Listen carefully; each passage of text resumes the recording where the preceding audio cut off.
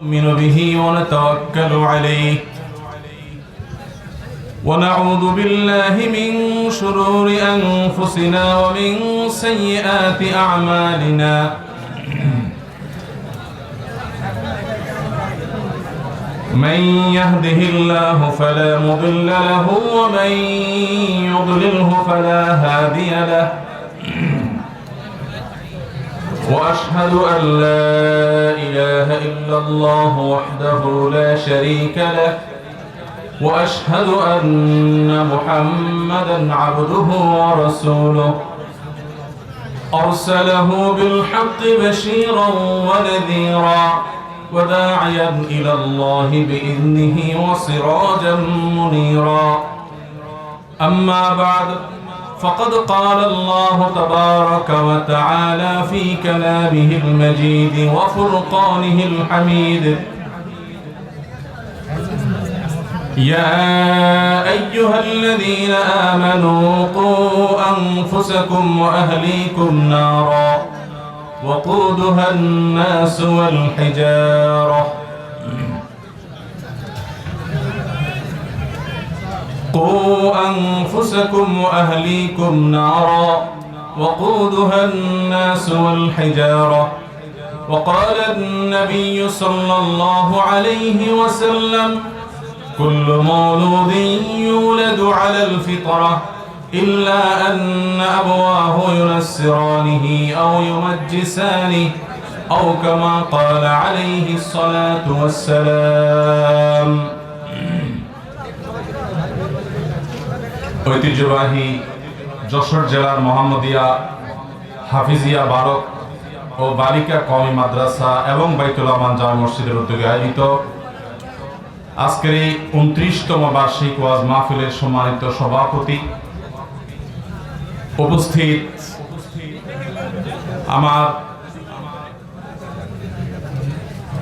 অত্যন্ত শ্রদ্ধাভাজন আসাতিজায়ে কেরাম, অত্র অঞ্চলের সম্মানিত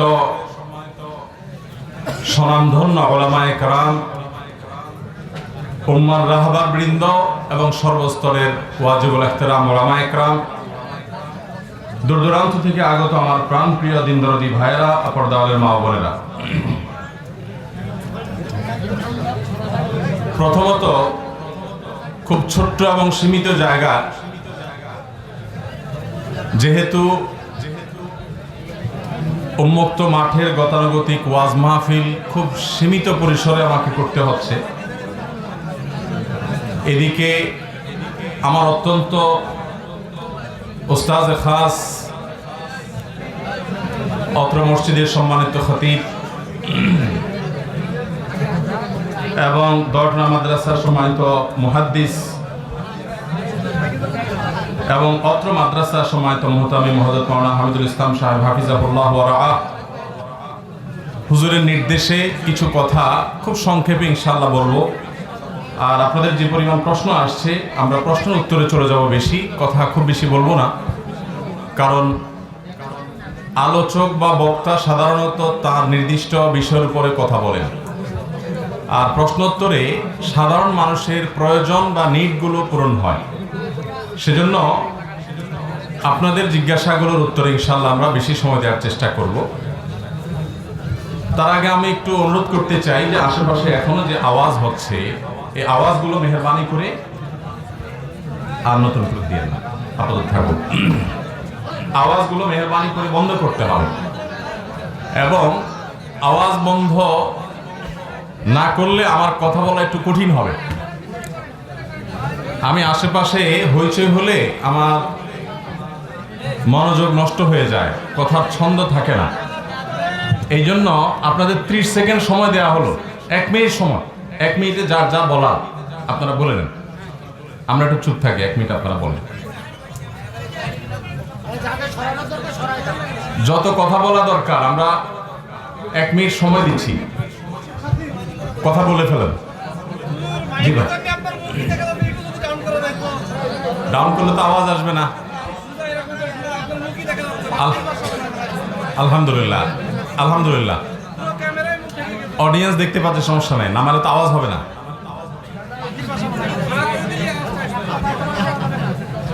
ধন্যবাদ, জাযাকাল্লাহ খাইর। মাশাআল্লাহ, আওয়াজ বন্ধ হয়ে গেছে। জি ভাই,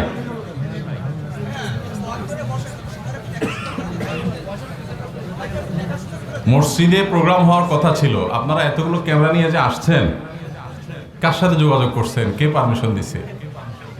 মসজিদে যদি হতো তাহলে ক্যামেরা এগুলো রাখতেন কোথায়? এখন যে বৃষ্টি শুরু যদি হতো তাহলে তো মসজিদে ঢোকা লাগতো। তো আসছেন, ভালো কথা। আপনারা মেহরবানি করে যাদের জন্য মাহফিল তাদের ডিস্টার্ব করেন না, যাদের জন্য প্রোগ্রাম তাদের ডিস্টার্ব করেন না। 1 মিনিট সময় হয়ে গেছে, আপনারা সবার কথা শেষ তো? আচ্ছা, আর কোনো কথা কিন্তু হতে পারবে না। জি, জাযাকাল্লাহ খাইর। সময়ত উপস্থিতি, আজকের মাহফিল আমার জন্য একটা ঐতিহাসিক মাহফিল। আপনারা জানেন যে আমরা গত বছর ঘোষণা দিয়ে মাঠের মাহফিল থেকে সরে আসছি। মাঠের মাহফিলে এই সিজনে আমি যাইনি। 2-1 জায়গায় যেখানে গিয়েছি হয়তো অনেক আগের ওয়াদা ছিল, যদিও আমি আগে থেকে ওয়াদা করি না, ওনারা বলেন যে ওয়াদা করেছি, আমরা জানতে হয়তো হয়েছে, অথবা আমার এমন কারো নির্দেশ তামিল করতে হয়েছে যার নির্দেশ তামিল করা ছাড়া উপায় নাই। আজকের এই মাহফিলটি সেরকম একটি মাহফিল। এই মাহফিলটি আমার ওস্তাজে খাস আমার ডান পাশে ভূমিষ্ঠ আছেন, যার কাছে আমি হাদিসের কিতাব পড়েছি একাধিক, এবং ফিকহের অন্যান্য গুরুত্বপূর্ণ বিষয়ের উপরে কিতাব পড়েছি। হুজুরের নির্দেশের কারণে আজকের এই মাহফিলটি আমার নির্ধারিত নিয়মের বাইরে করতে হচ্ছে। আর এই মাহফিলটি আয়তনে ছোট হতে পারে, কিন্তু এটা আমার জন্য ঐতিহাসিক এজন্য যে এই মাহফিলে আমার 2 পাশে আমার 4 জন উস্তাজ আছেন, যারা যশোরের ঐতিহ্যবাহী দ্বীনি শিক্ষা প্রতিষ্ঠান দরনা মাদ্রাসার ইলমে হাদিসের গুরুত্বপূর্ণ খেদমত আঞ্জাম দিয়ে যাচ্ছেন। আমি আমাদের মাগুরার হুজুর হাফিজাহুল্লাহ হুজুরের কাছে জালালাইন পড়েছি, আবু দাউদ পড়েছি। কুষ্টিয়া হুজুরের কাছে আমি দাওরা এবং মেশকাতের একাধিক কিতাব পড়েছি। আমার পাশে উপবিষ্ট হুজুরের কাছে আমি বুখারী পড়েছি, এবং হুজুরের পাশে থাকা মামলাখোলা হুজুরের কাছে আমি অনেকগুলো কিতাব পড়েছি, দাওরা মেশকাত বিভিন্ন জামাতে। তো আমার পিতৃতুল্য আসাতেজায়ে কেরাম, যাদের কাছ থেকে আমার কোরআন এবং হাদিসের জ্ঞান আহরণ করার সুযোগ এবং তৌফিক হয়েছে, বেসিক যোগ্যতাগুলো আল্লাহ রাব্বুল আলামিন যতটুকু দিয়েছেন, যাদের ঘষা মাজা, যাদের পরিশ্রমে হয়েছে, সেই আমার সম্মানিত মুরব্বীবৃন্দ, আমার আসাতেজায়ে কেরাম, তাদের সামনে আজকে এই মাহফিলে আমাকে কথা বলতে হচ্ছে। এটা আমার জন্য যেমন একইভাবে গৌরবের, একই সাথে এটা আমার জন্য কিছুটা জড়তারও বটে। তারপরও আমার আব্বাজান রহমতুল্লাহ আলাইহি বেঁচে থাকতে বিভিন্ন প্রোগ্রামে আব্বা যেতেন, পাশে থাকতেন, সেটা আমার জন্য অনেক বড় প্রেরণা ছিল। আল্লাহ তাআলা ওনাকে নিয়ে গেছেন। এখন রুহানি পিতা আমার সময়ত উস্তাদ বৃন্দ, তাদের পাশে বসে কথা বলতে পারা, এটা আমার রবের, এটা আমার মালিকের অনেক বড় একটা ইহসান আমার প্রতি। আল্লাহ রাব্বুল আলামিন আমাদের সবাইকে উপকারী কথা শোনা, বলা, আমল করার তৌফিক দান করুন। সম্মানিত উপস্থিতি, আমরা শুরুতে একটা ছোট ঘোষণা দিয়ে রাখি, সেটা হলো আমি সাধারণত যে কোনো প্রোগ্রামের পর যে কথাগুলো হয়, সেই কথাগুলো থেকে অডিয়েন্সকে, অর্থাৎ উপস্থিত শ্রোতাদেরকে প্রশ্ন করি। অতএব আজকে আপনাদের জন্য সেটি থাকবে। যারা সঠিক উত্তর দিতে পারবেন তাদের জন্য পুরস্কার আছে। কারণ আমি শুধুমাত্র পানি সেচে যাব আর পানি সেচে শেষে আমি উঠে চলে যাব তা হবে না। আমি পানি সেচবো, এরপরে ইনশাআল্লাহ মাছও ধরবো। আলোচনা আপনারা বাড়িতে নিয়ে যাচ্ছেন নাকি এখানে শুধুমাত্র নারায়ে তাকবীর দিয়ে চলে যাচ্ছেন, না কিছু নিয়ে যাবেন, সেটা আমরা দেখবো ইনশাআল্লাহ। আপনারা কতটা মনোযোগের সাথে শুনেছেন তার উপরে। মাইকেলা ভাই সাউন্ড উঠানামা করতেছে বারবার। হ্যাঁ, একটু ফিক্স করে ফেলি, বারবার উঠানামা হলে মনোযোগ নষ্ট হবে। যাই হোক, তাহলে আমাদের চুক্তি পরিষ্কার যে যা শুনবো সেটা আবার শোনাতে হবে। রাজি আছেন তো সবাই ইনশাআল্লাহ? এই ক্ষেত্রে একেবারে বালক বৃদ্ধ কারোর কিন্তু মাফ নাই। আমার সিস্টেম তো জানা আছে, ওয়াজ করার পর ওয়াজ সবটুকুন আবার আমি আদায় করব, তারপর যাবো ইনশাআল্লাহ। এবং দুই একটা প্রশ্ন সিক্রেট থাকুক ইনশাআল্লাহ, প্রোগ্রামের শেষে আমরা ইনশাআল্লাহ সেটাতে চলে যাব। সময়ত উপস্থিতি, যেহেতু অনেক প্রশ্ন আসছে, প্রশ্নের ফাঁকে ফাঁকি কথা হয়ে যাবে ইনশাআল্লাহ, সেখান থেকে আমরা জানতে পারবো। আল্লাহ সুবহানাহু ওয়া তাআলা বলেছেন ফাসআলু আহলা যিকরি ইন কুনতুম লা তা'লামুন। বিধায় প্রশ্নোত্তরে আমরা চলে যাব। শুধুমাত্র আমি একটি আয়াত যেহেতু তেলাওয়াত করেছি কোরআনে কারীমের, এবং নবী সাল্লাল্লাহু আলাইহি সাল্লামের অনেক হাদিস থেকে একটি হাদিস আমি তেলাওয়াত করেছি, সেজন্য ওই আয়াত এবং হাদিসকে সামনে রেখে সামান্য কয়েকটি কথা আরজ করে ইনশাআল্লাহ বিদিনিল্লাহ আমি আমার মূল আলোচনা প্রশ্নোত্তরে আমি চলে যাব ইনশাআল্লাহ তাআলা। সময়ত উপস্থিতি, আল্লাহ সুবহানাহু ওয়া তাআলা ঈমানদারদেরকে নির্দেশ করেছেন, ইয়া আইয়ুহাল্লাযীনা আমানু, হে ঈমানদারগণ, কু আনফুসাকুম ওয়া আহলিকুম নারা, তোমরা নিজেদেরকে এবং তোমাদের পরিবারের সদস্য সবাইকে জাহান্নামের আগুন থেকে রক্ষা করো। নির্দেশ করেছেন কে? শুধুমাত্র নিজেদেরকে জাহান্নামের আগুন থেকে রক্ষা করলেই চলবে? সাথে কাদেরকে রক্ষা করতে হবে? পরিবারের সদস্যদেরকে। পরিবারের সদস্যদের দায়িত্ব পালন করার পর যে সমস্ত মানুষ আরো বিভিন্ন মানুষের দায়িত্বশীল, তারা তাদের অধীনস্থদের দায়িত্ব পালন করতে হবে, তাদেরকে জাহান্নামের আগুন থেকে বাঁচাবার উদ্যোগ গ্রহণ করতে হবে। নবী করিম সাল্লাল্লাহু আলাইহি সাল্লাম বুখারীর বর্ণিত ঐতিহাসিক হাদিসে বলেছেন, আলা কুল্লুকুম রাইন ওয়া কুল্লুকুম মাসউলুন আন রাইয়াতিহি, তোমরা সবাই দায়িত্বশীল। আমরা এখানে যতজন আছি, একজন মানুষও নাই যিনি বলতে পারেন যে আমি কারোর দায়িত্বশীল না। প্রত্যেকটা মানুষ আমরা দায়িত্বশীল, এবং প্রত্যেকটা মানুষকে তার দায়িত্বের পরিধি সম্পর্কে আল্লাহ সুবহানাহু ওয়া তাআলা জিজ্ঞাসাবাদ করবেন যে তোমার দায়িত্বের পরিধিতে যারা ছিল তাদের ব্যাপারে তুমি কতটুকু দায়িত্ব পালন করেছো। অতএব জাহান্নামের আগুন থেকে, আল্লাহর পাকড়াও থেকে নিজেদের একার নাজাতের চিন্তা বা ফিকির করলে হবে না, পরিবার সদস্যদের চিন্তা করতে হবে এবং অধীনস্থদের চিন্তা করতে হবে। সময়ত উপস্থিতি, আমরা আজ যে বাস্তবতায় দাঁড়িয়ে আছি, পৃথিবীটা যেই জায়গায় দাঁড়িয়ে আছে এই মুহূর্তে,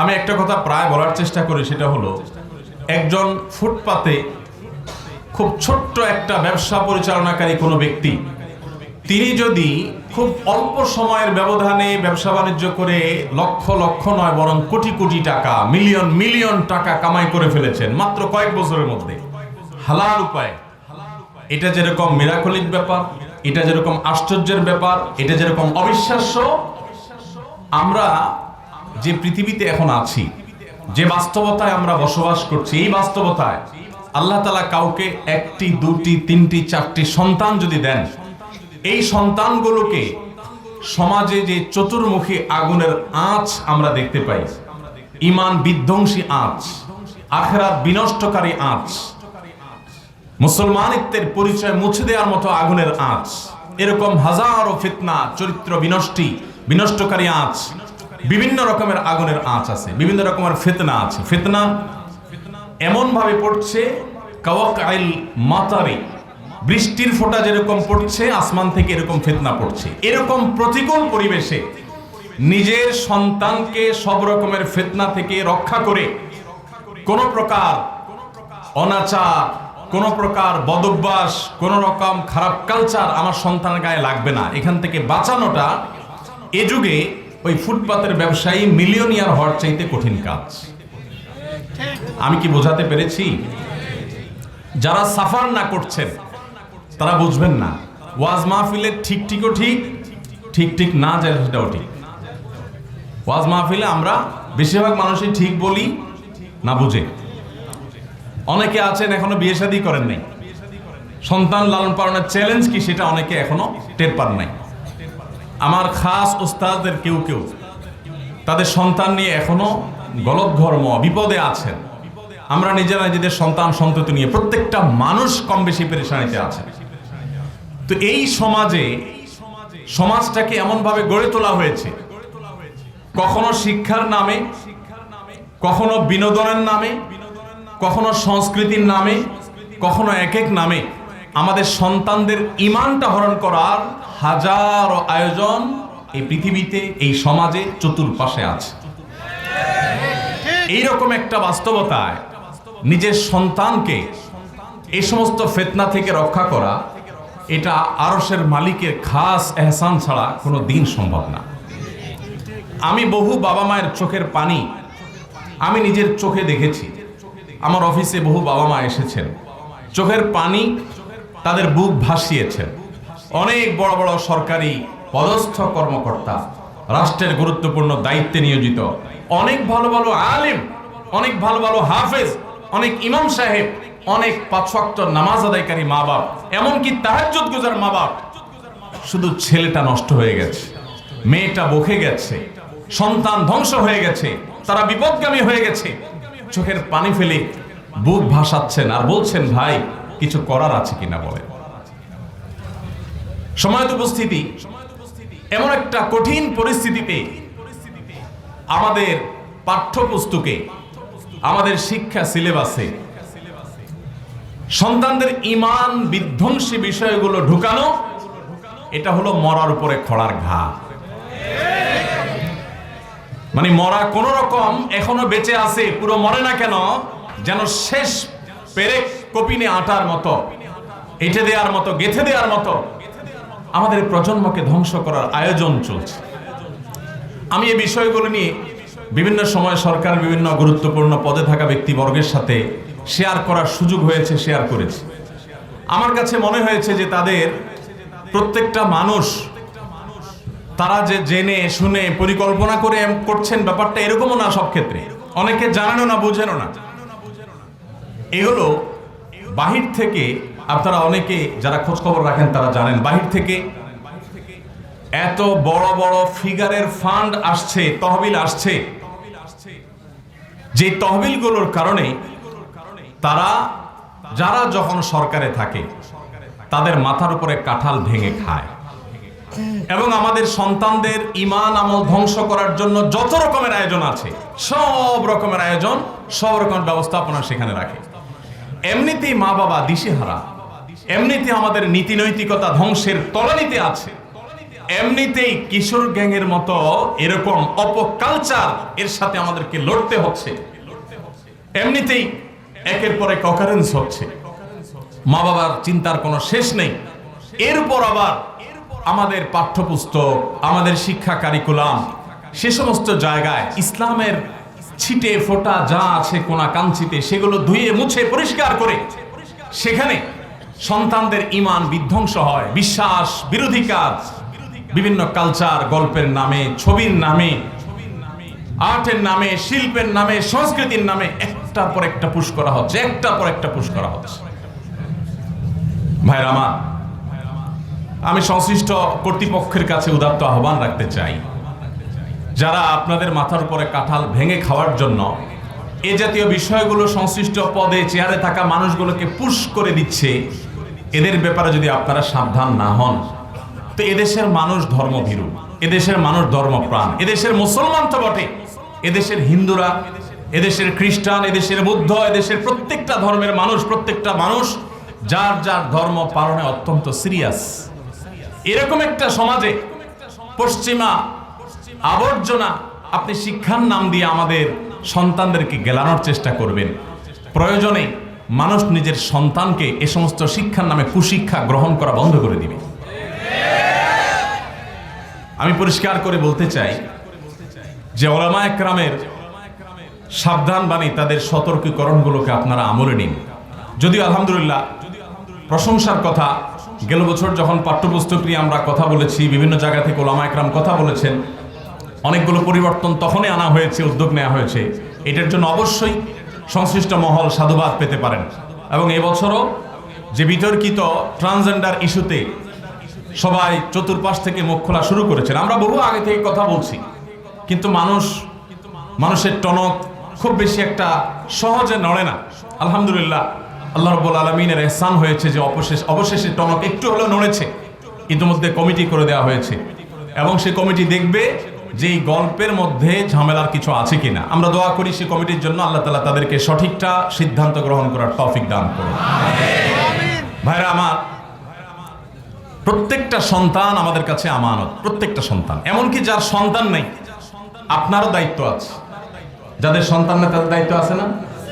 আপনার সন্তান নাই, আপনি এই সমাজটা নষ্ট হওয়ার কোনো চক্রান্ত হলে সে বিষয়ে আপনাকেও সতর্ক হতে হবে, আপনাকেও দায়িত্বশীল আচরণ করতে হবে, ভূমিকা রাখতে হবে।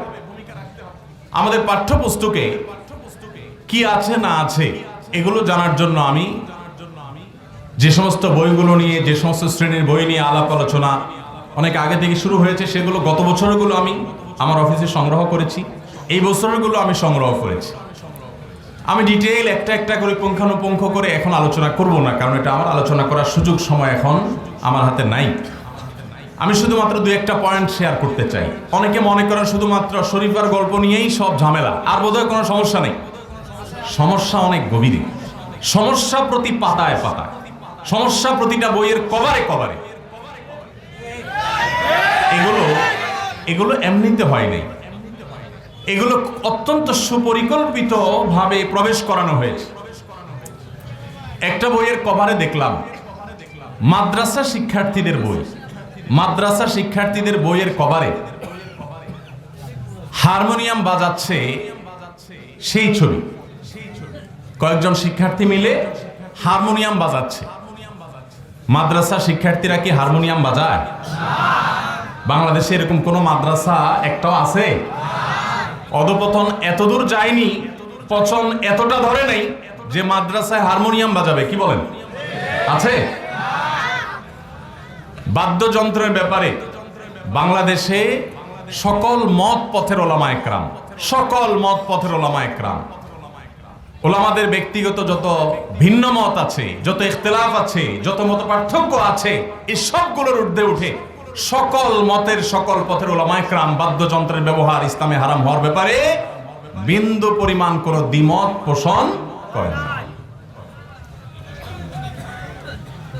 কিছুদিন আগে আইআইইউসি চট্টগ্রাম আন্তর্জাতিক বিশ্ববিদ্যালয়ের ওরিয়েন্টেশন প্রোগ্রামে ওরিয়েন্টেশন স্পিকার হিসেবে আমাকে দাওয়াত দেওয়া হয়েছে।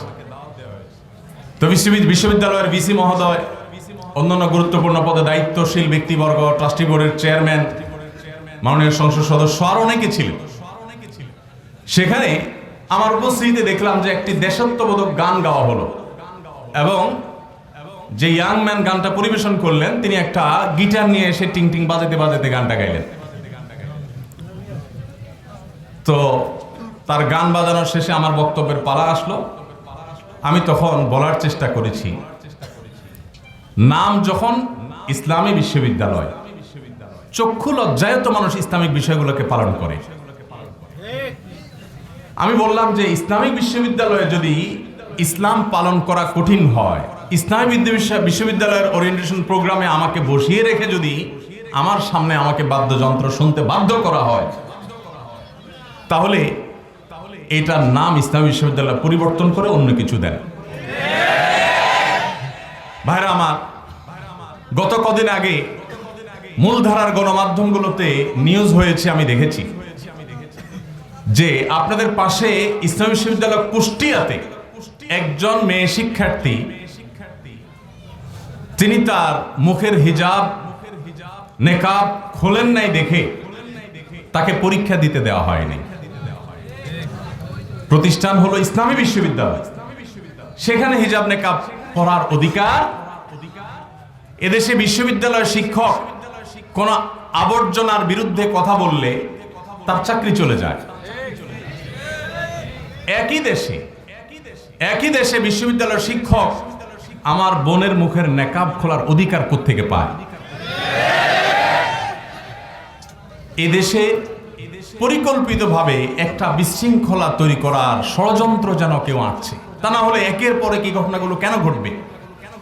ইসলামী বিশ্ববিদ্যালয়ের মতো জায়গায় যদি হিজাব এবং নেকাব পরার স্বাধীনতা সুযোগ না পায় শিক্ষার্থীরা, তাহলে এর চাইতে বড় লজ্জাজনক অধ্যায় আর কি থাকতে পারে? ভাইরা আমার বিশ্বাস ইনশাআল্লাহ অস্থিরতা কমে যাবে, সংশ্লিষ্ট কর্তৃপক্ষ, সরকার, ঊর্ধ্বতন মহল তারা বিষয়গুলো খুব সিরিয়াসের সাথে দেখবেন এবং যারা এই সমস্ত শয়তান এগুলো করছে, কলকাঠি নাড়ছে, তাদের ব্যাপারে তারা সতর্ক হবেন এবং বিশৃঙ্খলার সমস্ত দুয়ার তারা বন্ধ করবেন। আমরা দোয়া করি আল্লাহ রাব্বুল আলামিন আমাদের এই প্রিয় মাতৃভূমিতে আমাদের সন্তানদেরকে ঈমান আমল নিয়ে বেঁচে থাকার তৌফিক দান করুন। ভাইরা আমার, পাঠ্যপুস্তকে যত রকমের বিষয় আছে, এর ভিতরে অনেকগুলো বিষয় নিয়ে আমরা অনেক আগে একটা বক্তব্য বলেছি। তার বেশিরভাগই আলহামদুলিল্লাহ কর্তৃপক্ষ আমলে নিয়েছেন এবং সেগুলো পরিবর্তন করেছেন। শরীফার গল্প নিয়ে যে আলোচনা চলছে, এই গল্পটা আমি পড়েছি, গত বছরেরটাও পড়েছি, এই বছরেরটাও পড়েছি। যে হুজুররা না বুঝেই শুধুমাত্র সমালোচনা করে, বইতে ট্রান্সজেন্ডার শব্দ কোথাও নাই। কথা কিন্তু সত্য যে ট্রান্সজেন্ডার শব্দ বইয়ের কোথাও নাই। কিন্তু আজব কথা কি জানেন, গত বছর শরীফার গল্পে যা ছিল, এই বছরও শরীফার গল্পে একই জিনিস আছে, শুধুমাত্র গত বছর যেখানে ট্রান্সজেন্ডার ছিল, এবছর সেখানে ট্রান্সজেন্ডারের পরিবর্তে তৃতীয় লিঙ্গ বা হিজড়া শব্দ ব্যবহার করা হয়েছে। ব্যাস, পার্থক্য এতটুকু। এখন ট্রান্সজেন্ডার আর হিজড়া জিনিসটা কি, এখানে বড় ধরনের একটা ঘাপলা আছে। আমাদের দেশে কত হাজার প্রতিবন্ধী আছে আপনারা জানেন? আমি যদি ভুল না দেখে থাকি, যশোরে প্রতিবন্ধীদের একটা বড় প্রতিষ্ঠান আছে ক্যান্টনমেন্টে, আছে না নাই? বাংলাদেশে হাজার হাজার প্রতিবন্ধী তারা মানবেতর জীবন যাপন করছে। প্রতিবন্ধী হয়েছে, ওই ঘরের মা বাপের ঘুম হারাম হয়ে গেছে। প্রতিবন্ধীদেরকে দিয়ে মা বাপের কষ্টের কোনো শেষ নাই। যে কনকনে শীত পড়ছে, দেশের প্রত্যন্ত অঞ্চলে এখনো বহু মানুষ শীতে কাঁপছে। আসুন্নাহ ফাউন্ডেশন থেকে আমরা এবছর 50,000-এর বেশি শীতবস্ত্র বিতরণের কার্যক্রম আমরা চালাচ্ছি। যশোরে আগামী 2-4 দিন বিতরণ চলমান থাকবে, সারা দেশে চলমান আছে আলহামদুলিল্লাহ। তো যেখানে এদেশে শীতে মানুষ কনকনে শীতে কাঁপে, মানুষের পেটে এখনো ক্ষুধা অনেকের, এবং যে দেশে হাজার হাজার প্রতিবন্ধী স্ট্রাগল করে, তাদের বাবা মা স্ট্রাগল করেন, জীবন সংগ্রামে তারা এক এক সময় ক্লান্ত হয়ে পড়েন, সেই দেশে সমকামিতাকে প্রতিষ্ঠিত করবার জন্য ট্রান্সজেন্ডার শব্দের আড়ালে সে চক্রান্ত চলছে। এই সপ্তাহের শুরুর দিকে আমার অফিসে একজন ট্রান্সজেন্ডার আসছে। এক সপ্তাহ ধরে অফিসে যোগাযোগ করার পর তাকে আসতে দিলাম, আসলো। ইয়াং ছেলে, সে কলেজে পড়ে। এ আল্লাহর বান্দা, অফিসে আসার পর তার কথা শুনলাম আমি। তার কথা শোনার পর আমার নিজেরই চোখের পানি বের হওয়ার উপক্রম। সে কাঁদছে আর বলছে, হুজুর আমি তো ধ্বংস হয়ে গেছি, আমি তো শেষ হয়ে গেছি, আমাকে আপনি উদ্ধার করেন। তার বক্তব্য শোনার পর আমার কাছে মনে হলো যে এই জাতীয় আরো যারা আছেন, যে মানুষগুলো ভুল পথে আছেন, আল্লাহ হয়তো তাদেরকে একসময় হেদায়েত দান করবেন। তাদের অনেকের শরীরে এরকম সমস্যা আছে যে তিনি আপাদমস্তক পুরুষ, কিন্তু কোনো নারীর প্রতি তার আকর্ষণ হয় না।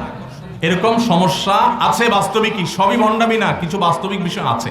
এখন কথা হলো তাহলে সমাধান কি? সমাধান হলো ট্রিটমেন্ট করতে হবে। এটা ট্রিটমেন্টের মাধ্যমে সমাধান যোগ্য একটা বিষয়। ট্রিটমেন্ট না করে একজন ছেলে, তিনি ছেলেদের প্রতি আকৃষ্ট হন, সেটাকে এই সমাজের হিন্দু মুসলিম ধর্ম বর্ণ নির্বিশেষে কোথাও গেলানো যাবে না। আমাদের সংবিধানে এই সমকামিতার অপরাধ কেউ সংগঠন করলে 2 বছর কারাদণ্ডের শাস্তির কথা বলা আছে। সকল ধর্মে এদেশের সংবিধানে সব বিচারে যেটি নিষিদ্ধ, ঘৃণিত, শুধু আমাদের দেশে না, পশ্চিমা দুনিয়ার মতো বহু দেশে, পশ্চিমা দুনিয়াতে, পশ্চিমা জগতে বাবা মারা অভিভাবকরা রাস্তা বেরিয়ে পড়েছেন এই অসভ্যতার বিরুদ্ধে। রাশিয়ার মতো দেশ, চায়নার মতো দেশ এটাকে জঙ্গিবাদ আখ্যা দিয়ে, সন্ত্রাসবাদ আখ্যা দিয়ে এটাকে বন্ধ করার জন্য তারা ব্যবস্থা গ্রহণ করেছেন। সেটাকে দুনিয়ার মানুষ যেহেতু সমকামের নামে গিলবে না, এই জন্য ট্রান্সজেন্ডার নাম দিয়ে এটা গেলানো হচ্ছে। এই ট্রান্সজেন্ডার যে আমার অফিসে আসছিল, সে আমাকে এমন এমন কিছু তথ্য দিয়েছে যেগুলো পাবলিকলি বলা আমার জন্য সহজ না, কঠিন।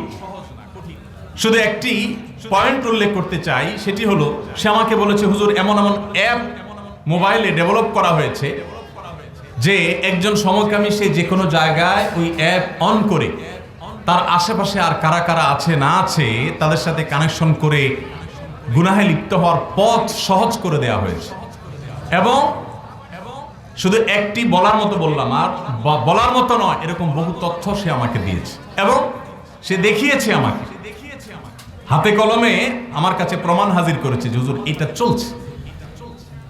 তো এই যে একটা অসভ্যতা, এই যে একটা নোংরামো, এটাকে হিজড়ার নামে, হিজড়াদেরকে এই ট্রান্সজেন্ডারের নামে এটাকে গুলিয়ে ফেলা হচ্ছে এবং সাধারণ মানুষকে খুব সহজে বুঝাই ফেলতেছে যে হুজুররা বুঝতেছে না, আরে যে হিজড়া সেটাই তো ট্রান্সজেন্ডার, তো হিজড়াদের অধিকারের ব্যাপারে তো হুজুররাও সোচ্চার। আপনারা জেনে অবাক হবেন, বাংলাদেশে হিজড়াদের প্রতিষ্ঠিত করবার জন্য যারা সবার আগে এগিয়ে এসেছে তাদের নাম এদেশের আলেম সমাজ। ঢাকার কামরাঙ্গীরচরে তৃতীয় লিঙ্গের মানুষের মাদ্রাসা করেছেন ওলামা ইকরাম। সিলেটে মাদ্রাসা কর্তৃপক্ষ আমার সাথে যোগাযোগ করেছেন, সেখানে তারা মাদ্রাসা করেছেন তৃতীয় লিঙ্গের মানুষের জন্য। তৃতীয় লিঙ্গের মানুষগুলো আমাদের ভাই, আমাদের বোন, এই সমাজের অংশ।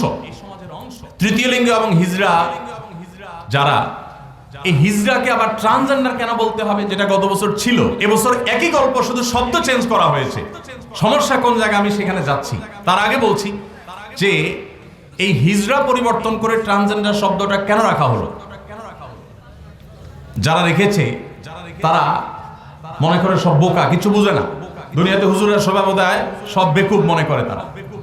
এই জন্য তারা বলে যে ভাই, হিজড়া শব্দটা গালির মতো হয়ে গেছে, তৃতীয় লিঙ্গের মানুষের কোনো অধিকার নাই, তাদেরকে মানুষ তাচ্ছিল্য করে, ব্যঙ্গ করে, সমাজে কোণঠাসা করে রাখে।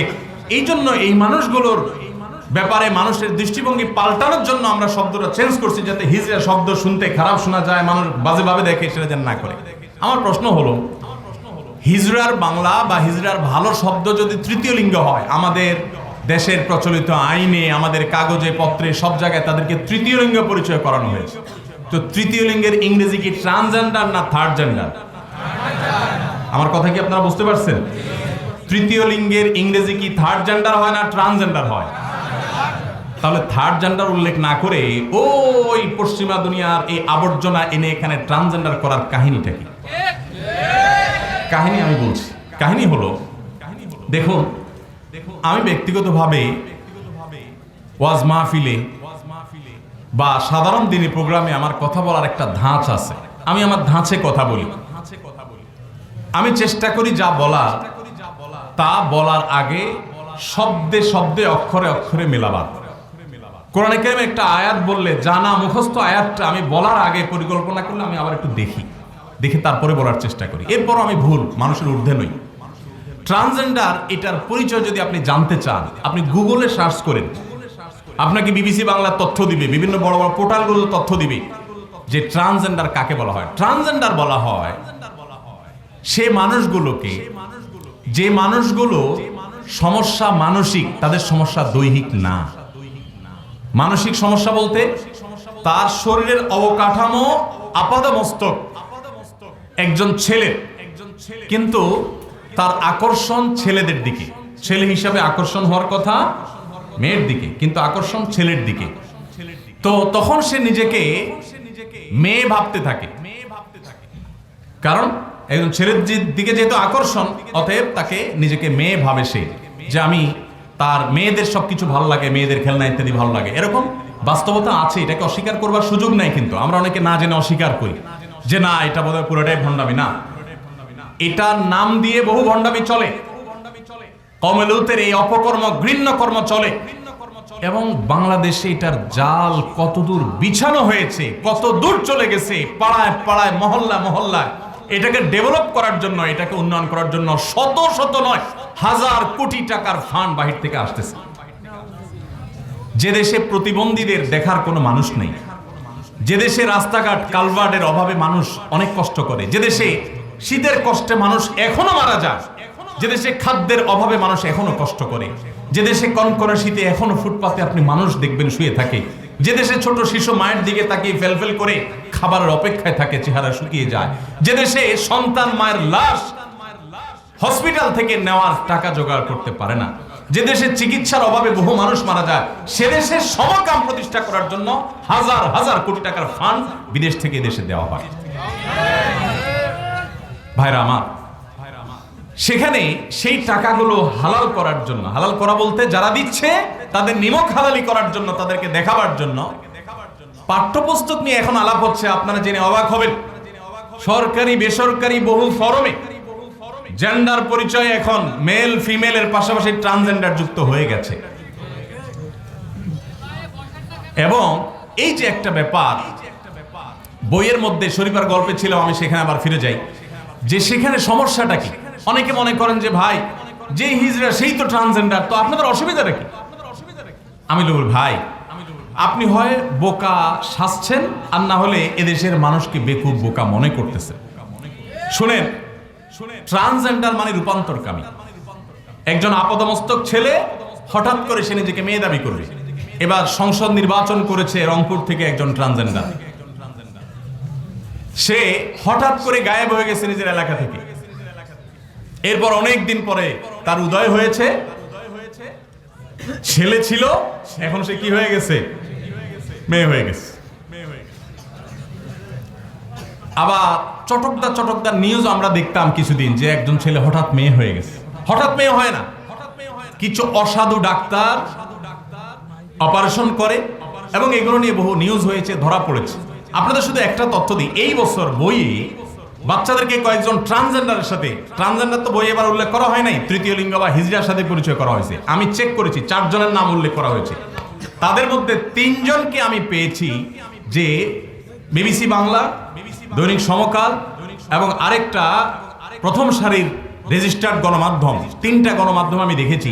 তাদের প্রত্যেকটা মানুষকে মিডিয়া ট্রান্সজেন্ডার দাবি করেছে, বইয়ে তাদেরকে হিজড়া হিসেবে পরিচয় করাচ্ছেন। ট্রান্সজেন্ডার আর হিজড়ার মধ্যে পার্থক্যটা আমরা বুঝি। হিজড়া হলো তার বডির স্ট্রাকচারের সমস্যা আছে, তার শরীরে একজন পুরুষের অবয়ব অবকাঠামোর পাশাপাশি নারীত্বের অবকাঠামো আছে, অথবা দেখতে পুরুষ তার ভিতরে নারীত্ব অবকাঠামো আছে, অর্থাৎ স্ট্রাকচারাল প্রবলেম, তার শরীরে কাঠামোগত সমস্যা। আর ট্রান্সজেন্ডার হলো কাঠামোগত কোনো সমস্যা নাই। বিশেষ করে এবার বইয়েও আছে, গত বছর বইয়েও ছিল, যে বাচ্চাদেরকে পড়ানো হচ্ছে যে দেখো আমরা সাধারণত ছেলে মেয়ে নিরূপণ করি কিভাবে, সমাজ ঠিক করে দেয়। চিন্তা করেন, ছেলে মেয়ে ঠিক করে দেয় সমাজ, এবং সমাজ ঠিক করে কি দেখে? মানুষের শরীরের কাঠামো দেখে। জন্মের সময় শরীরের অঙ্গ প্রত্যঙ্গ, শরীরের কাঠামো দেখে আমরা বুঝতে পারি কোনটা ছেলে কোনটা। এখন পড়ানো হচ্ছে, বাচ্চাদের শেখানো হচ্ছে যে না, শুধুমাত্র ছেলে মেয়ে এভাবে সমাজ বলে দিলেই হবে না, এটা যার ব্যাপার, ইস্যুটা যার, মূলত তার বলার কথা। এই জন্য একজন দেখতে শুনতে আপাদমস্তক মাথা থেকে পা পর্যন্ত চুল পরিমাণ বেশ কম নাই, পুরুষত্বের বাইরে কিছু তার শরীরে নাই, এরকম একজন মানুষ যদি হঠাৎ করে বলে যে আমি নিজেকে মেয়ে মনে করি, তাহলে তাকে মেয়ে স্বীকার করতে হবে, মেয়েদের টয়লেটে যেতে দিতে হবে, মেয়েদের সাথে জেলে থাকতে দিতে হবে। স্কটল্যান্ডের, আমি যদি ভুল না করি, স্কটল্যান্ডের প্রেসিডেন্ট না জানা প্রধানমন্ত্রী শুধুমাত্র জেলে এরকম একটা ট্রান্সজেন্ডারের অপকর্মের কারণে তার পদত্যাগ করতে তিনি বাধ্য হয়েছেন। আমাদের দেশে, পশ্চিমা দুনিয়াতে বছরকে বছর 30 বছর ধরে যেটা গিলাতে পারছেন, আমাদের দেশে কয়েক মাসে সেটা খুব সূক্ষ্মভাবে তারা গিলায় ফেলছে। এবার আসি আবারও মূল জায়গায়, যে ট্রান্সজেন্ডার হলো হঠাৎ করে সে ঘোষণা করছে ছেলে মেয়ে, মেয়ে ছেলে ঘোষণা করতেছে, এটা তার মনের ব্যাপার। আচ্ছা, এটা হলে সমস্যা কি? আমি আগে বারবার বলেছি, একজন ছেলে যে কোনো পেশার একজন পুরুষ, তিনি হঠাৎ 20, 25, 30 বছর বয়সে এসে বললেন আমার নিজেকে মেয়ে মনে হচ্ছে। জীবনের যে কোনো পর্যায়ে তিনি এখন বললেন আমি মেয়ে। এখন একজন ছেলে যদি নিজেকে মেয়ে মনে করেন, অফিসিয়ালি মেয়ে ঘোষণা দেন, এবং তাকে মেয়ে হিসেবে সমাজ যদি স্বীকৃতি দিতে বাধ্য হয়, ইতিমধ্যে সমাজ কল্যাণ মন্ত্রণালয়ে ট্রান্সজেন্ডার সুরক্ষা আইনের খসড়া রেডি হয়েছে, আগামী ডিসেম্বরের আগে সেটা পাস হবে, দৈনিক ইত্তেফাক নিউজ করেছে। এই নিউজের তথ্য মোতাবেক একজন ট্রান্সজেন্ডার, একজন পুরুষ, সে যদি বলে যে আমি নিজেকে মেয়ে মনে করছি, এখন আপনারা উত্তর দেন সে কাকে বিয়ে করবে? আমার প্রশ্ন বুঝতে পারছেন? একটা মানুষ ছেলে, অবকাঠামো 100% ছেলের, তিনি হঠাৎ করে বলতেছেন আমি নিজেকে মেয়ে ঘোষণা করছি, আমার মেয়ে মনে হচ্ছে নিজেকে। তাহলে এবার সে বিয়ে করলে কাকে বিয়ে করবে? যেহেতু মেয়ে ঘোষণা দিয়েছে নিজেকে, তাহলে বিয়ে করবে। আর সে অরিজিনালি আগে থেকে কি আছে? এখন বিয়ে করলো আরেকটা, সমান সমান কি দাঁড়ালো? কথা কি ক্লিয়ার? পরিষ্কার হয়েছেন আপনারা? এই জিনিসটা তারা মনে করে আমরা বুঝি না, আমরা বেকুব মনে হয়। ট্রান্সজেন্ডার হিজড়াই তো। একজন মেয়ে ট্রান্সজেন্ডার রূপান্তরিত হয়ে সে যদি বলে, ঘোষণা দেয় নিজেকে ছেলে, তাহলে এবার সে যেহেতু ছেলে ঘোষণা দিয়েছে অফিসিয়ালি, তাহলে একজন মেয়েকে বিয়ে করবে, অথচ সে আগে থেকেই তাহলে আরেকটা মেয়েকে বিয়ে করলো, কি দাঁড়ালো? সমান সমান। কথা কি বুঝতে পারছেন?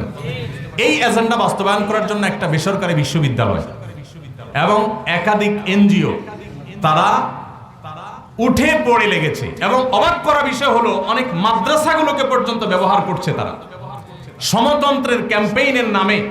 হুজুরদের চোখে ধুলি দিয়ে, হুজুরদের দিয়ে এই সমকামিতার আইন বাস্তবায়ন করার জন্য উদ্যোগ নিয়েছে। ভাইরা আমার, মানব সভ্যতা পৃথিবীতে টিকে আছে যেই কালচারের মধ্য দিয়ে, আল্লাহর যে নিয়মের মধ্য দিয়ে, সুন্নাতুল্লাহর মধ্য দিয়ে এটাকে ধ্বংস করার এক চক্রান্ত নীল নকশা চলছে। দেখুন, পৃথিবীর বহু দেশ, পশ্চিমা দুনিয়া তো বটেই, আমি নির্দিষ্ট করে বলতে পারি ইতালির কথা, সাউথ কোরিয়ার কথা, আমি যেসব দেশে যাওয়ার সুযোগ হয়েছে, চায়নার কথা, থাইল্যান্ডের কথা, আমি সেখানকার ভাইদের সাথে, লোকদের সাথে মেশার চেষ্টা করেছি এবং মানুষকে জিজ্ঞেস করেছি সেখানকার পরিস্থিতি। আমাকে থাইল্যান্ডের সর্বশেষ এক বাংলাদেশি ভাই বললেন যে এখানে একসময় 2টা বেশি 3টা সন্তান নেওয়ার ব্যাপারে বিধিনিষেধ ছিল, চাপ ছিল সরকারের তরফ থেকে, সন্তান বেশি নেওয়া যাবে না, জন্ম নিয়ন্ত্রণ করতে হবে। আর এখন বেশি দিন লাগে নাই, জেনারেশন দ্বিতীয়টায় আসা লাগে নাই, আমরা যে বেঁচে থাকতে দেখে যাচ্ছি যে এখন এই দেশে সন্তান বেশি নেওয়ার জন্য সরকার প্রণোদনা দিচ্ছে। জাপানে আমি যাওয়ার সুযোগ হয়েছে, সেখানেও আমি দেখেছি, কোরিয়াতেও আমি দেখেছি, বিভিন্ন জায়গায় দেখেছি, ইটালির নিউজ দেখেছি, চায়নার নিউজ দেখেছি। তারা এখন চায়নার মতো মানুষ দেশ, এত মানুষ সে দেশে, আমরা মনে করি তাদের কোনো ক্রাইসিস নাই। আপনারা জেনে অবাক হবেন, সেখানে মানুষের জন্ম থেমে গেছে, জন্মের হার নাই, জেনারেশন গ্যাপ তৈরি হয়ে যাচ্ছে। কিভাবে দেশ টিকবে তারা চিন্তায় পড়ে গেছে, কপালে ভাঁজ শুরু হয়ে গেছে। কারণ মানুষ জন্মের যে টেন্ডেন্সি, যে প্রবণতা, এটা যদি একবার সমাজ থেকে নষ্ট হয়ে যায়, দ্বিতীয়বার সমাজে সেটা চালু করা এত সম্ভব না, এত সহজ না। হাজারো সমস্যা। এদেশে ওলামায়ে কেরাম যখন এগুলোর বিরুদ্ধে কথা বলছে, বলে হুজুররা বুঝে না কিছু, বোকাশোকা, এরা জন্ম নিয়ন্ত্রণ নিয়ে যা তা বলে, হুজুররা বুঝে না, এখন হুজুররা ট্রান্সজেন্ডার নিয়ে চিল্লাচিল্লি করে। আপনার যখন ধ্বংস শেষ হয়ে যাবে, তখন হয়তো হুজুরদের কথার মর্ম আপনি বুঝতে পারবেন। ভাইরা আমার, বিবাহ বহির্ভূত সম্পর্ককে স্বাভাবিকরণ করার কারণে, মেয়েদেরকে অতিরিক্ত ঘরের বাইরে নেওয়ার কারণে, অতিরিক্ত প্রয়োজনের চাইতে যুবক ছেলেদের চাকরি খবর না, মেয়েদের টেনে টেনে বের করছেন। পশ্চিমা দুনিয়া আপনাকে একটা ধরায় দিছে, নারী অধিকার নাম দিয়ে আপনি শুরু করছেন সেটা। এরপরে এখন আবার এই যে গোটা দুনিয়াতে ট্রান্সজেন্ডারের যে ষড়যন্ত্র চলছে সমকামিতা প্রতিষ্ঠা করার জন্য, এগুলো শয়তানি চক্রান্তের অংশ। এগুলোর মধ্য দিয়ে মানুষ নারী পুরুষের বৈবাহিক সম্পর্কের মাধ্যমে, স্বাভাবিক সম্পর্কের মাধ্যমে মানব সভ্যতা পৃথিবীতে টিকে থাকার যে ধারা, সেটা অলরেডি বাধাগ্রস্ত বিভিন্ন দেশে হয়ে গেছে। এই দেশ সেই পরিস্থিতি দেখতে হয়তো খুব বেশি সময় বাকি নাই। এই জন্য আমাদের সবাইকে একটু নড়েচড়ে বসতে হবে, দায়িত্বশীল ভূমিকা রাখতে হবে। আমরা আবারও উদাত্ত আহ্বান করতে চাই যে বা যারা আমাদের এই সমাজকে ধ্বংস করতে চায়, নষ্ট করতে চায়, সমকামিতাকে প্রতিষ্ঠা করতে চায়, তাদেরকে থামাতে হবে। ভাইরা আমার, শরীফার গল্পে বলা হচ্ছে যে জেন্ডার বা লিঙ্গ, এটা প্রত্যেকটা মানুষ যার যারটা সে দাবি করে ঠিক করবে। এবং আপনারা জানেন, তৃতীয় লিঙ্গ বা হিজড়াদের মেডিকেল টেস্টের নিয়ম এদেশে ছিল, এখন আছে কিনা আমি জানি না। এই বিষয়ে আমার কাছে কিছু তথ্য উপাত্ত এসেছে, আমি এগুলো পরখ করেছি। জাতীয় মানবাধিকার কমিশনের চেয়ারম্যানের অফিস থেকে চেয়ারম্যান সাহেব একাধিক চিঠি ইস্যু করেছেন সমাজ কল্যাণ মন্ত্রণালয়ের সচিবকে। কি চিঠি ইস্যু করেছেন আপনারা অবাক হবেন। চিঠি ইস্যু করেছে যে তৃতীয় লিঙ্গ এবং হিজড়াদের যেন কোনো মেডিকেল টেস্ট না করা হয়, এই নিয়ম যেন বন্ধ করা হয়। কেন বন্ধ করতে হবে? তৃতীয় লিঙ্গের মানুষকে মেডিকেল টেস্টের মাধ্যমে তিনি যে তৃতীয় লিঙ্গের, তিনি যে আসলে হিজড়া, এটা নিরূপণ করা বন্ধ করার জন্য তারা দরখাস্ত করছে। কেন করতে হবে? কারণ কোন জায়গায় নাকি তৃতীয় লিঙ্গের মানুষদের মেডিকেল টেস্ট করতে গিয়ে যৌন হেনস্থার শিকার হতে হয়েছে। এখন আমার প্রশ্ন হলো, মাথা ব্যথা হলে কি মাথা কেটে ফেলা সমাধান? মেডিকেল টেস্ট করতে গিয়ে যদি কেউ যৌন হেনস্থার শিকার হয় তাহলে সেখানে কড়াকড়ি করতে হবে, শক্ত আইন করতে হবে, নিয়ম করতে হবে যাতে কেউ যৌন হেনস্থার শিকার না হয়। সাধারণ ট্রিটমেন্ট নিতে গিয়ে অনেক মেয়েরা অনেক জায়গায় যৌন হেনস্থার শিকার হয় না? সেজন্য কি মেয়েদের ট্রিটমেন্ট বন্ধ করে দিয়েছেন? এখন কথা হলো তৃতীয় লিঙ্গের মানুষের মেডিকেল টেস্ট এরা উঠাই যেতে চায় কেন জানেন? কারণ ওই যে সমকামী দুষ্টগুলোকে, অভিশপ্তগুলোকে, বিকৃত রুচির মানুষগুলোকে এই সমাজে ঢুকানোর জন্য তৃতীয় লিঙ্গের মোড়ক ব্যবহার করবে। মেডিকেল টেস্ট করলে তো এগুলো সব ধরা পড়ে যাবে। বুঝেন না আমার কথা? শত শত তথাকথিত হিজড়া আছে, এরা হিজড়া না, হিজড়া সাচ্ছে। এবং এদের বেশিরভাগ বড় অংশ, বিশেষ করে এখন এই অপশক্তিগুলো যাদের প্রতিষ্ঠা করার চেষ্টা করছে, এরা কিন্তু সব সমকামী। ভাইরা আমার, এখন আমার কথা হলো ইস্যুটা খুব সহজ। আইন করা হোক 100% তৃতীয় লিঙ্গের মানুষদেরকে উপযুক্ত মেডিকেল টেস্টের মাধ্যমে তাদের ডিফাইন করে, তাদের চিহ্নিত করে, তাদের নিশ্চিত করে যে এরা তৃতীয় লিঙ্গের মানুষ।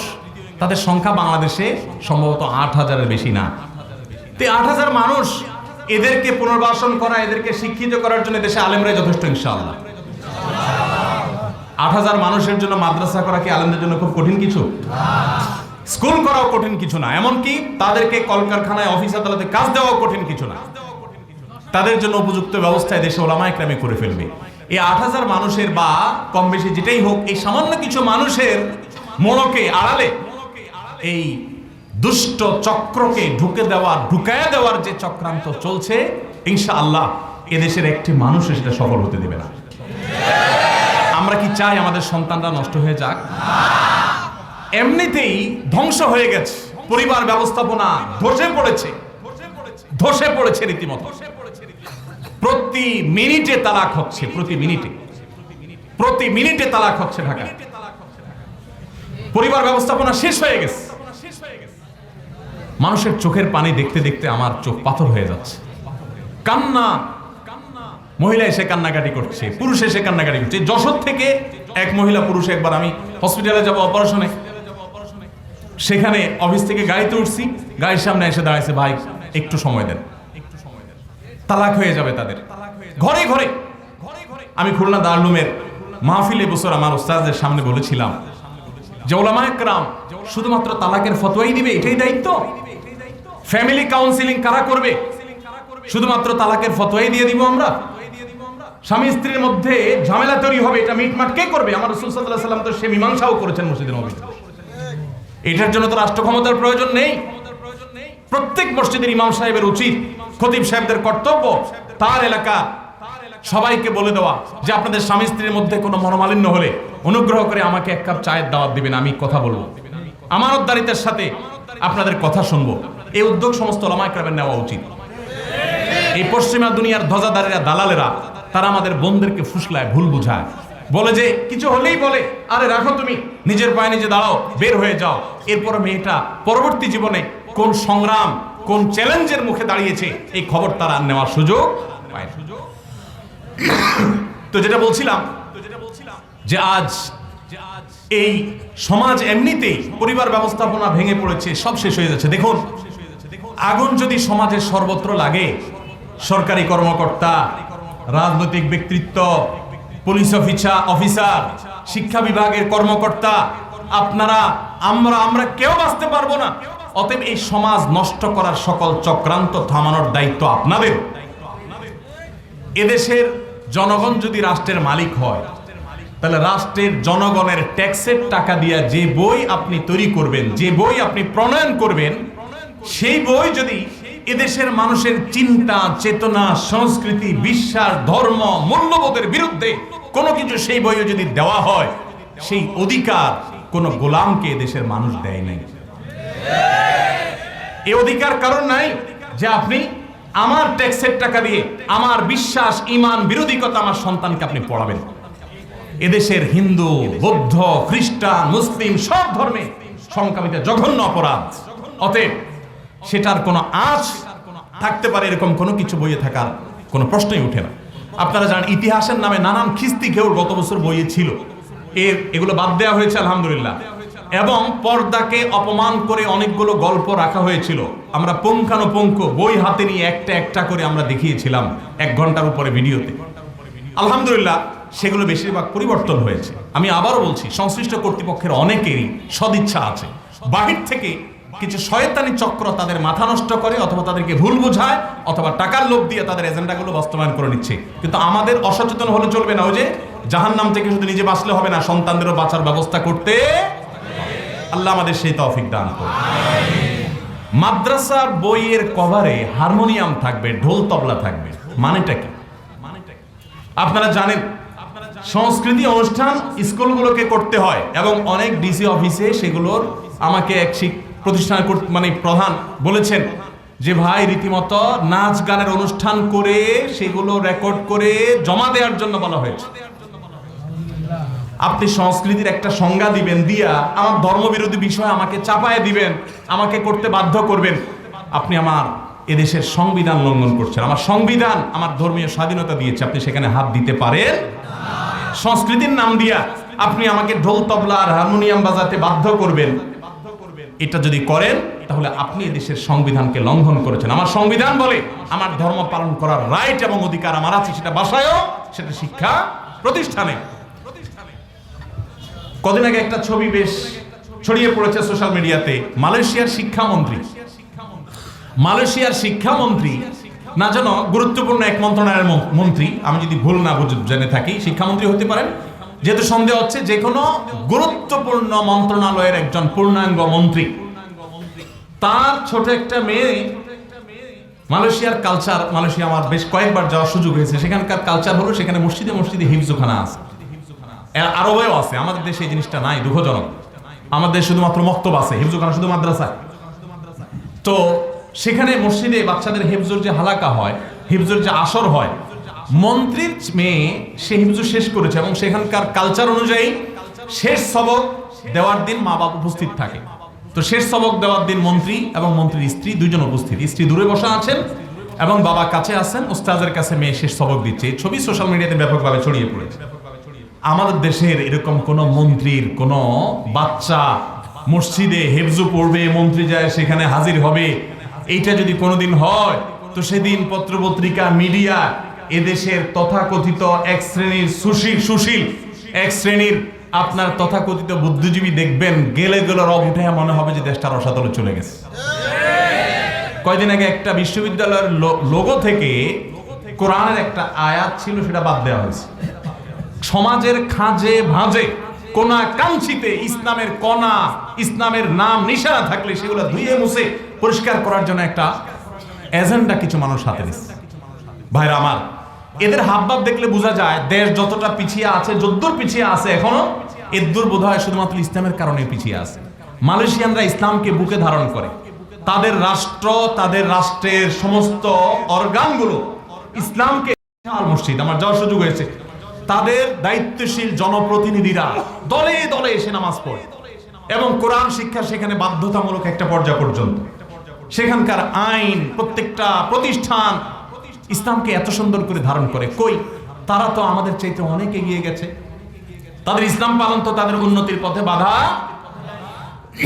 এই যে এদেশে বেশিরভাগ মানুষ ধর্মপ্রাণ, আমি যেটা শুরুতে বলেছি, হিন্দু হোক, মুসলিম হোক, খ্রিস্টান হোক, এই ধর্মপ্রাণ মানুষগুলো, এই মানুষগুলোকে তাদের বিশ্বাসের বিরুদ্ধে জিনিস চাপাতে চাপাতে চাপাতে মানুষ কত নিবে, একটা সময় মানুষ অসহ্য হয়ে উঠবে। আমি এই জন্য বলছি, খবরদার আপনারা আগুন নিয়ে আল্লাহর ওয়াস্তে খেলা করবেন না, এবং যারা খেলছে এদেরকে চিহ্নিত করুন কারা এই কাজগুলো করছে। ওলামায়ে কেরামকে আমাদের কাজ করতে দিন, তাদেরকে তাদের বিষয়ের বাইরে এসে কথা বলতে হয় সেই পরিবেশ আল্লাহর ওয়াস্তে তৈরি করবেন না। আল্লাহ আমাদের যথাযথ কর্তৃপক্ষের জন্য বোধোদয় হয় সেই তৌফিক দান করুন। যারা বলার চেষ্টা করেন যে বইয়ে তৃতীয় লিঙ্গের গল্প হিসেবে শরীফার গল্প আছে, সমস্যা কোথায়? হিজরা বা তৃতীয় লিঙ্গের সমস্যাটা হলো শারীরিক, এই গল্পে দেখানো হচ্ছে মানসিক। এটা হলো ট্রান্সজেন্ডার ইস্যু, শুধু শব্দ চেঞ্জ করা হয়েছে। এটা বোঝার জন্য পণ্ডিত হওয়ার দরকার নেই, একেবারে প্রাথমিক ধারণা রাখেন এমন মানুষও বলতে পারেন, কিন্তু সেটা খুব সূক্ষ্মভাবে আমাদেরকে গেলানো হচ্ছে। আল্লাহ তাআলা আমাদের সবাইকে ফিতনা থেকে বেঁচে থাকার তৌফিক দান করুন। ভাইরা আমার, আরেকটা বইয়ের কভারে আমি দেখেছি একটা মেয়ে তার অবয়ব বলতেছে, বইতে যে বাচ্চাদের ছবি আছে সেখানে একটা মেয়ের ছবি দেখানো হচ্ছে, 10 থেকে 12 বা 13 বছর বয়স হবে, এই রেঞ্জের মধ্যে থাকে। 10 থেকে 13-14 মধ্যে থাকবে। 13-14 বছরের একটা মেয়ে এই দেশে, শহর তো দূরের কথা, গ্রামেও হাফ প্যান্ট পরে? আপনাদের এলাকায় আছে? 14 বছরের মেয়ে, 13 বছরের মেয়ে হাফ প্যান্ট পরে রাস্তা যায়, স্কুলে যায়? তাহলে বইয়ের কভার এটা কোত্থেকে আসলো? এই দেশে যা ঘটে না, এদেশে মানুষ যা দেখে অভ্যস্ত না, কোত্থেকে এসব আমদানি করে দেওয়া হচ্ছে? এগুলো কি ভুলে হচ্ছে? অসম্ভব ভুলে হচ্ছে না, এগুলো সুপরিকল্পিত ভাবে হচ্ছে, সুপরিকল্পিত ভাবে হচ্ছে। মাদ্রাসা শিক্ষার বই, সেটাতেও আপনি ন্যূনতম ইসলামী মূল্যবোধের ন্যূনতম কোনো নাম নিশানা পর্যন্ত রাখতে চান না, মানেটা কি? এই জন্য ভাইরা আমার, আমাদের সন্তানদের যে কঠিন এবং জটিল পরিস্থিতির দিকে নিয়ে যাওয়া হচ্ছে, এই বিষয়ে আমাদের সবার চৌকস হতে হবে, চৌকান্না হতে হবে। আমরা নতুন মাননীয় শিক্ষামন্ত্রীকে ধন্যবাদ দিতে চাই যে তিনি শরীফার গল্প নিয়ে ইতোমধ্যে কমিটি করে দিয়েছেন পর্যালোচনা করার জন্য, এবং কথা দিয়েছেন সমস্যা ধরা পড়লে সেটা বাদ দিবেন। আমার কথা হলো, শুধু শরীফার গল্পে নয়, সমস্যা তো প্রতি পাতায় পাতা, প্রতি পাতায় পাতা। আমরা 8-10 পৃষ্ঠার একটা ডাটা রেডি করেছি, সেখানে প্রতি পাতা অ্যানালাইসিস করে সমস্যাগুলো আমরা ধরেছি। একটা ছেলে একটা মেয়ে স্বাভাবিকভাবে বিবাহগত সম্পর্ক যেন করে, সেটাকে বইয়ের পাতায় পাতায়, পৃষ্ঠায় পৃষ্ঠায়, কভারে কভারে ওটাকে প্রমোট করা হয়েছে।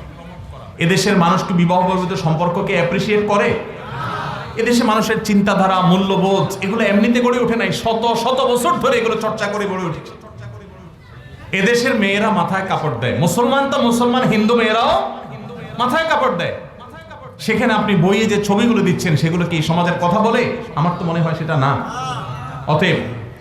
অতএব কর্তৃপক্ষ এই সমস্ত শয়তানি যারা করছে, পেছন থেকে যারা শিক্ষা বিভাগকে, ডিপার্টমেন্টকে বিপদগামী করার জন্য কাজ করছে, আমরা আশা করব যে তাদেরকে চিহ্নিত করে, তাদেরকে বের করে উপযুক্ত শাস্তির মুখোমুখি করবেন এবং এই সমস্ত অনাচারের পথ বন্ধ করবেন। যদি সেটা না করেন, ইতিমধ্যে আমরা দেখেছি অনেকগুলো পত্রিকা, প্রথম সারির পত্রিকা, আমি নাম উল্লেখ করতে চাই না, আমি দেখেছি যে তারা নিউজ করেছেন ইতিমধ্যে বিভিন্ন অঞ্চলে স্কুলে শিক্ষার্থী পাওয়া যাচ্ছে না, মাদ্রাসায় ভিড় বাড়ছে। এমনি এমনি হচ্ছে না। এদেশের মানুষ, আমি আগেই বলেছি, ধর্মপ্রাণী, তাদের ধর্মে আঘাত করবেন আপনি, শিক্ষা কেন? আপনি যদি অন্য কোনো নামেও গেলাতে চান, এদেশে মানুষের সমস্ত অখাদ্য কুখাদ্য গিলবে না ইনশাআল্লাহ, এগুলো গেলানো যাবে না। যারা সে বোকার স্বর্গে বাস করছেন, তাদের এখনো সংশোধন হওয়ার সুযোগ আসছে। চিন্তা করেন কত আজব বিষয়। আমি নিজে একসময় মনে করতাম এসব পাগলামি নাকি। একটা পুরুষ বলবে হঠাৎ আমি নিজেকে মেয়ে মনে হচ্ছে, শাড়ি পরা শুরু করবে, মেয়ে হয়ে যাবে। এবং ইতিমধ্যে হয়েছে, আমার কাছে প্রশ্ন আসছে লাইভে যে বাপের সম্পদের ভাগ পাওয়ার জন্য, বাপের সম্পদের ভাগ বেশি পাওয়ার জন্য বোন বলে যে আমি মেয়ে হয়ে গেছি, ছেলে হয়ে গেছি, আমি এখন নিজেকে ছেলে ঘোষণা করছি। তাহলে কত অনাচার হইতে পারে বলেন? পাবলিক টয়লেট পুরুষেরটাতে ভিড় আছে, এখন মহিলারটা একটু কম আছে ভিড়।